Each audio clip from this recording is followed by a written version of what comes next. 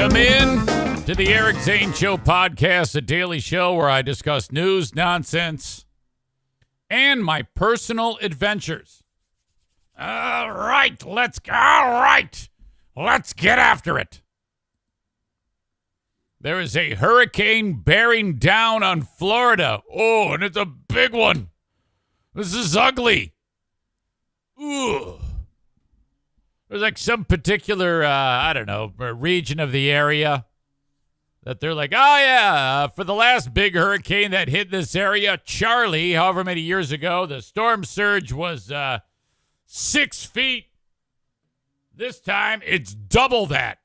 And with Charlie, everything was underwater. So, it doesn't help that this thing's coming in at high tide.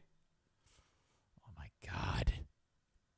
Oh, shit. What a fucking roll of the dice. I know I go on and on about living in a spot that gets blasted with hurricanes.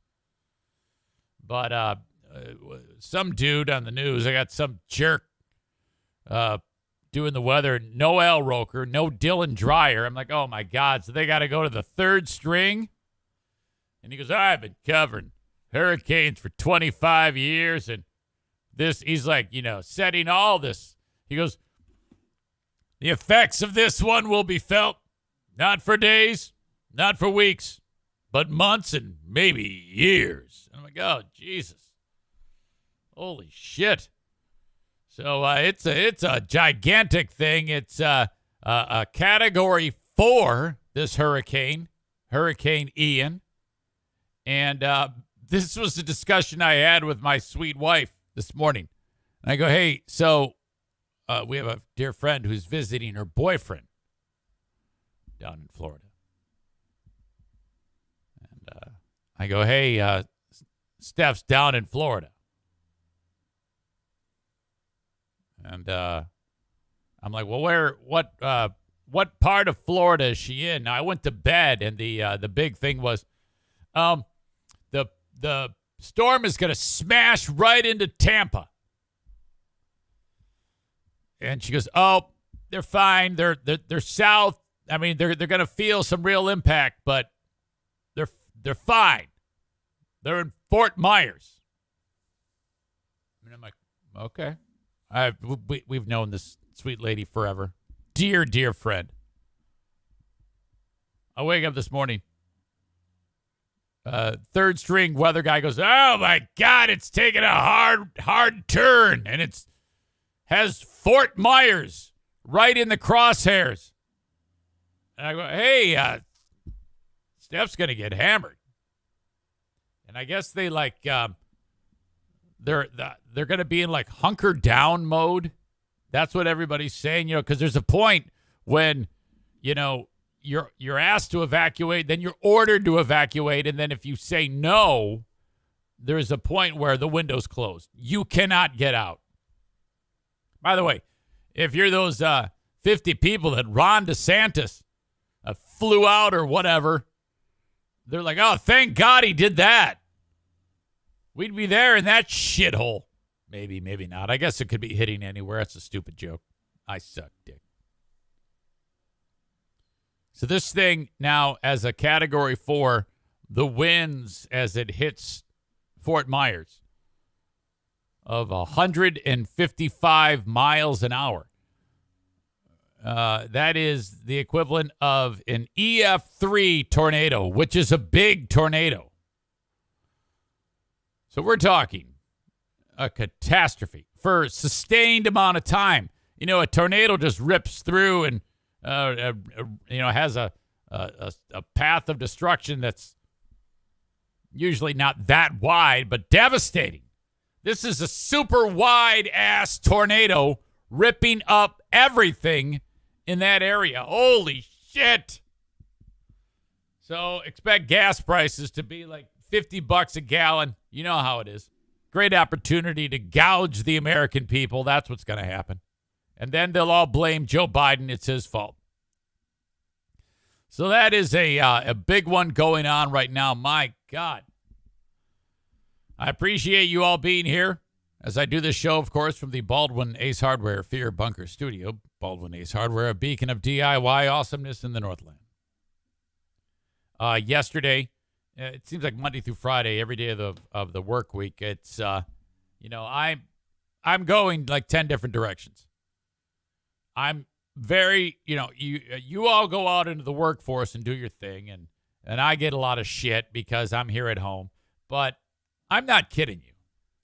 It is every bit as stressful as a normal job that a person has, because you have to remember so much, and there's so much stuff going on that there's a balance of podcast work stuff to real life stuff, and it all kind of blends together in a big ball of I don't know what. But when you're going from scrubbing your brother-in-law's asshole to repairing his wounds to doing podcast stuff to wiping the dog's ass and whatnot, it seems like I don't know whether I'm coming or going. Real world problems, I know. But I'm not complaining. I love this. I love it, okay? The only way to get this stuff done is to write it down. So I have a list of things that I have to do every single day. And yesterday on my list of things to do, because the homeowners association's like, you got to get the fucking camper out of the driveway. And I'm like, shit. And it's always my neighbor. He's in charge of the thing. He's like, dude, he's in charge of the homeowners association, but he hates it. So where I live, you've got however many houses are in this region. I have no idea. But there are people that live here, and I'm not even making this up. They drive around. Just regular people who live here. They're not like in the association. To see that everyone's following the rules. And if they're not, they call my neighbor, who's the boss, and say, hey, we got a problem over at 3245. So-and-so left their garbage cans out past 24 hours. If you bring your garbage cans out and then the trash man picks them up and then whatever, you're sick or you get too busy and you don't bring it back in within like a certain amount of time, you're going to get a phone call. Because someone is going to rat you out.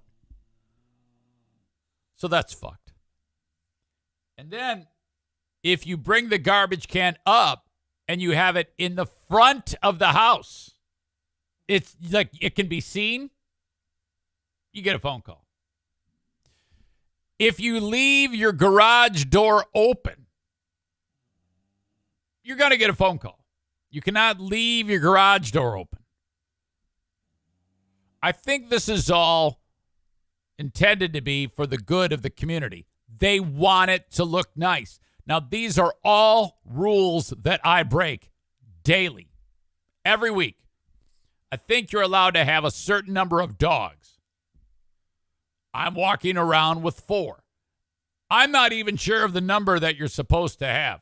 At least I wasn't until I got a phone call. You're only supposed to have a certain number of dogs. What do you want me to do? Shoot one? He's my neighbor though, and I like him, and he likes me. So I'm breaking that rule. I didn't even know that there was a rule. When we moved in here, there's like a constitution, and I took it. Oh yeah, hey, thanks. And I threw it away. I didn't even look at the damn thing. So yesterday is camper day. Get this thing out of the driveway, or we're going to get a phone call because someone will drive around. It's real obvious. The stupid campers in the driveway. Oh, yeah, you got to get that thing out of there. Got to get that thing out of there. So I didn't want to have to deal with that.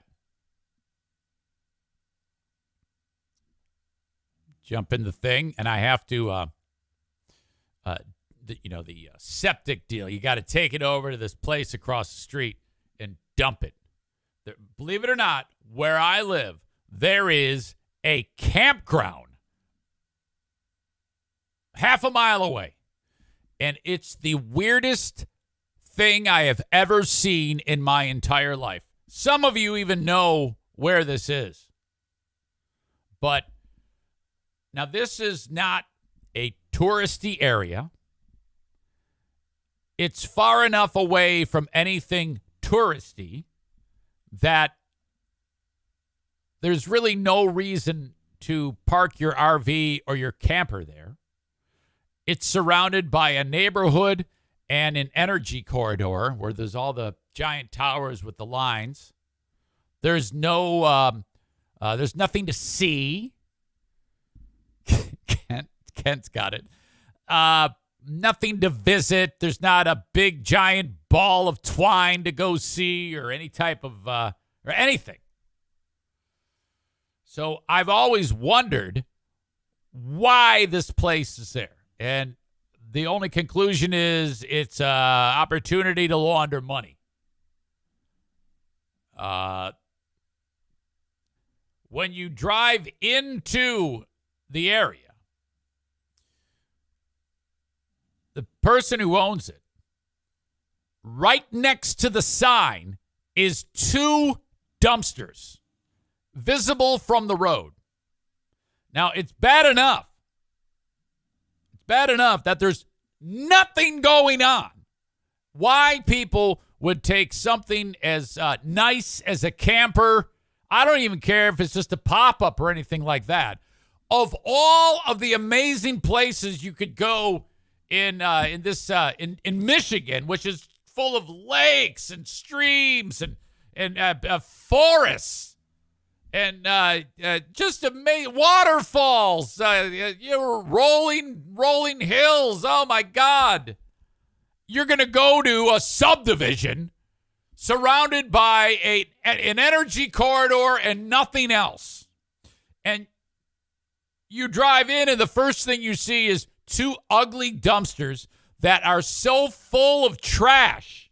It's like it's all around it now. So the lid's open. It's overflowing with trash, and there's shit all around it. Bags of garbage. Like, why? It's you already have the deck stacked against you. Why the fuck would you have the fucking dumpsters in the front? You idiot. Okay, so this is actually an improvement because the previous owner was this throw mama from the train looking bitch who, when you drive up, you're already guilty as charged. And I remember driving up there and what do you want? I mean, it's that abusive. And I very quickly realized that I was going to get my ass kicked. And so I just did the old killer with kindness. I go, hey, how are you? I was wondering if I could dump here. It's $10. I go, you got it. Here's $10. Thank you so much, madam. Yeah, all right. Don't make a mess. She's a real fucking crusty bitch. Well, that whore sold it to this other dude who's very nice. Very nice. But I still don't understand dumpsters in the front. I still don't understand why people go here, but it's packed. It is packed to the gills. Probably 200 sites, and oh my God, wall to wall RVs. It's like, I don't know. There's got to be some type of secret going on here as to what they're doing. I don't know. Maybe this is some big group sex thing. Perhaps the Deniacs will show up there for their next orgy. Oh, that is just bizarre. So, and every person who lives there, they're either like an old person. I mean, actually, people do actually live there. Like, there are some year-rounders. I take it back. They're there from like April to like September, October. The rest is they then leave their shit there and like close up shop and just come back when the weather starts to break. I don't get it. I don't know why. But I don't know what the hell was going on yesterday because I showed up there and all I got to do is empty the shit tank. And the guy raised the price. The old bitch was $10 a pop. He charges 15, but he's a nice guy. And I'm like, wait a minute here, though, because I was a little thrown off because he acted a little fucking weird when I showed up yesterday. And I go, I always say to him something like, hey, buddy. And I know his name. I don't want to say it, though. And I go, hey, you look like you need $15. And then he goes, yep, hey, you're getting probably done for the year, aren't you? And I go, yeah, pretty soon. Pretty soon we're going to wrap it up. And so he's ready to get his fifth. Hang on, I got to sneeze. Excuse me. He needs his $15. And I got 2 crisp new $5 bills. And I pull those out and I give him $10 to slide it this way. And then I reach into my pocket and I've got a Ziploc storage bag full, thank you, Maureen, full of 20, count them, quarters. And before going over there, I'm like, fuck, I don't have any money. I have the 2 5s. So I gather up as many quarters as I can in the house. And I go out to my truck in that little fucking ashtray thing or whatever the fuck it is. And I got it. I got my 20 quarters, throw them into a bag. And I go, and here you go, $5 more. And he looks at me like I've got 2 heads. And I think he's thinking, I'm not taking that. And I'm like, oh, dear God, please don't let this get weird. And just that pause was enough to send the message to your old pal Eric that he now hates me because I've given him 20 quarters. And I'm like, dude, come on. I do this with you, I'm thinking to myself, probably 5-6 times a year. You're making an absolute killing here on the dump fee. And this is the first time I've ever given you actual coins. It's always been cash. Can't you give me a break? And then I'm like, well, wait a minute. What break do I need? It's a fucking American currency, for fuck's sake. So this dude is kind of like, he's just non-verbaling me, passive-aggressiving me, and it takes just a handful of seconds, 3, 4, 5, 6 seconds. He goes, oh, thanks. I go, yeah, it's all there, 20 quarters. It was okay. So the fact that he even considered some type of bit of drama, and all I wanted to do at that point was unload about the dumpsters in the front. And I wanted to ask questions about who the fuck does this. And then it dawned on me when I was driving around, there's still some people that are there. And these are all the kids who it's well past school hours. And they're all dirty. They don't have any shoes on. They look like they haven't bathed in weeks.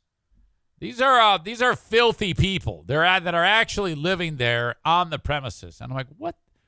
I cannot believe this. What is going on here? So you have a mix of like people, old folks who are camping, who they have their fifth wheels that stay there all year, and they've got they actually like attach a deck to it, so that's their site, and they have their giant windmills that say "Home Sweet Home" or "Camper Sweet Camper," and right next to them is some guy who left his wife. And this is where he lives now. And it's just a fucking dumpster fire. Jesus. Really, really shitty. Chris says, we actually camped there once when I was a kid. Did you have the realization when you got there that you're like, God, this sucks? Nick, the electrician, currently digesting sliders, said those people are the reason I bought 7.5 acres for my camper. You're not kidding. Maureen says, are they dirty hill people living amongst you? Yes. Corey writes, pennies are only good for throwing at the homeless as hard as you can. By the way, Corey and Aram, Thank you for taking the heat off of your old pal Eric Zane amongst the sensitive Deniacs. Nick has declared war on you, and he is furious with your behavior for insulting them. As you know, all they want to do is be left alone. They don't ever do anything to attack us or me at any one point. They don't ever show pictures of the bobblehead in various fun places after it gets mailed to the next degenerate to take a picture. They don't post stupid memes over and over again with all of them loving it. Aha, we got him on the run. So that happens daily. I beat the shit out of them on a regular basis. And then Nick responds with, why can't he leave us alone? All we want to do is be left alone and have sex with each other. Corey says, LOL, what? First I've heard of this. Well, I'm not on DDX United, though I did send a request to be let back in. They did not yet approve me. One of the things that our sensitive flower Nick wrote, and then I had screenshot by one of my lurkers and sent to me, was those words by Nick, and he used you two by name. He is saying, I don't know why Eric and Rob and Corey keep talking about us. They can't keep our names out of their mouths. Holy shit. Aram says, what? I didn't say anything. No, you did, but it doesn't matter because it's all true. We've all called them trash. I think you called it a cesspool or something. That's all you need to say with Nick. You know, those assholes can go ahead and let me have it on a regular basis. But the second that I swing back, and frankly, I mean, there's not many entities in the world that I've got a harder punch than, because I'm little. Nobody fucking checks out my show. Who gives a shit? But I know I'm bigger than them. So if they try to flex and puff themselves up against me, I'm going to win every time. So I've done that recently. Who gives a shit? It's funny. Everybody seems to enjoy it when I talk about whatever things I can about those morons. Corey says if they know I call them trash, then they must be lurking here a lot. Oh, they absolutely are. In fact, what they do is they wait till the show's over, and then they watch it, and then they get all the info, or someone screenshots them, or they listen to the audio podcast. Nick is like, I don't listen anymore. He's listening right now.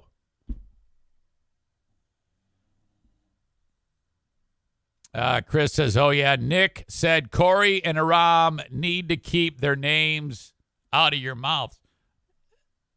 Make them. What are you going to do about it? Ride here on your motorcycle and fucking yell at us? You fucking pussy.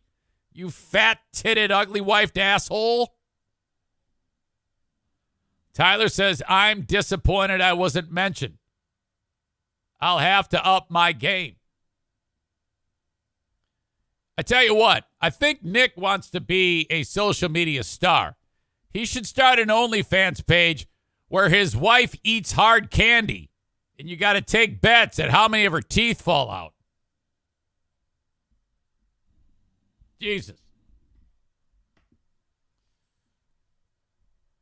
Tyler says he's going to go Will Smith on your ass if you don't keep his name out of your mouth. Amanda says stop. Yeah, shut the fuck up, Amanda. You're on the fence anyway. Amanda can't figure out which group she likes. Shut your fucking mouth. This was all started by those twats. So if you want to get the fuck out too, go on. I'm telling you, it gets to a point with diminished returns with me. And I don't like fucking big mouth bitches telling me what to do. So shut up. There you go. How do you like that? Enjoy your day. All right. Here's what I got for you today. I posted this picture because I've got Dear Meathead coming up. Send your questions, eric@ericzaneshow.com.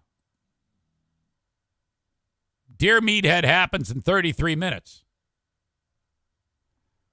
I've showed you this before, but the year was 1985.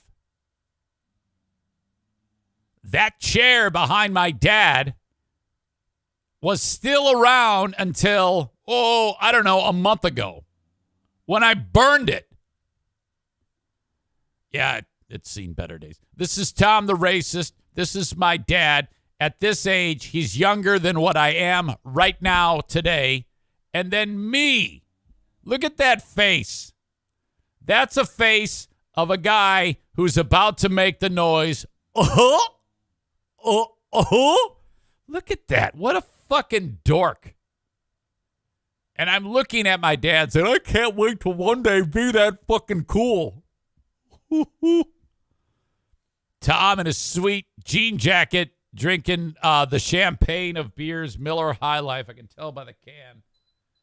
And then my dad with the high socks. Can you still buy those socks? And those shorts, how is his dick not falling out of the bottom of those? Jesus.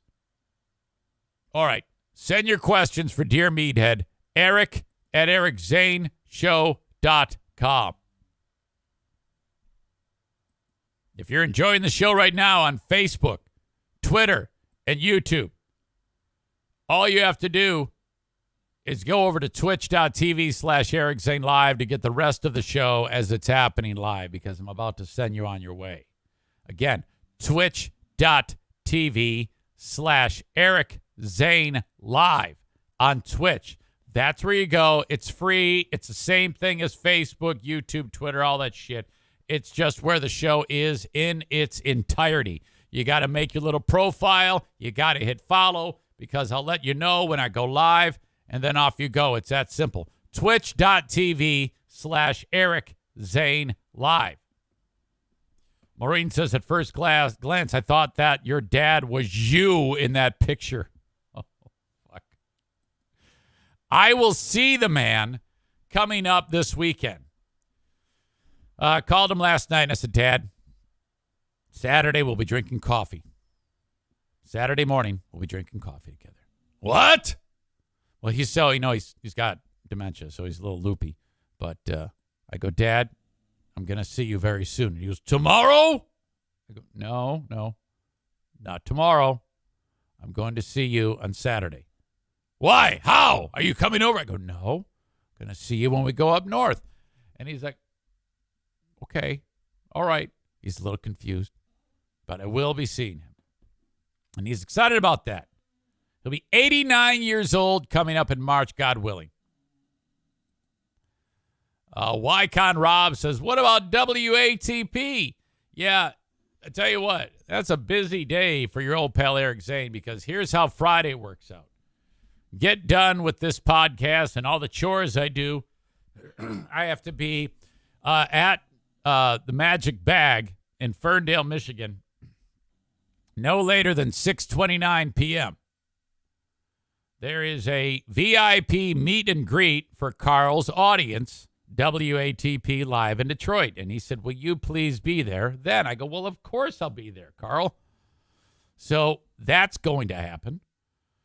And so Drew and Mike show will be there. Producer Steve, Jen from the Jingles department will all be there. There's still a handful of tickets available. You go to WATPlive.com if you want to see the show. And we're going to do a live show at the Magic Bag in Ferndale, Michigan. That show finishes, I don't know, 10? Maybe? I'm not even sure. And then I literally have to get in the car and drive up north to Grayling. So I'm probably going to get up there like 1 or 2 in the morning. Busy, busy boy. All right. So that's what's up. Where was I? I'm confused. Oh, if you are on Facebook, Twitter, and YouTube, not only can you get the whole show in its entirety on Twitch, but you hit follow, and then you'll know when I go live. I already said that. But you can also subscribe with your Amazon Prime account. When you subscribe with your Amazon Prime account, and that's all there at twitch.tv/Eric Zane Live, you'll figure it out. Don't panic. Just look. All right? People nowadays, this is what they do. They go online, and something's supposed to be there. But, I don't know, click the 3 lines at the top. Use your eyes. Don't give up so easily. It's there. Trust me.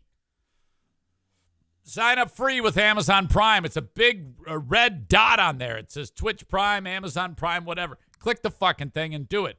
And then the reason why you want to do that, link up your Amazon Prime account. It doesn't cost you anything. If you have Amazon Prime, it doesn't cost you a dime. You have to do it every single month, but it doesn't cost you anything. You get the show without any commercials because Amazon throws in commercials while I'm talking. I'll be like in the middle of a word, yelling at Amanda or something like that, and then boom, commercial. You don't want that.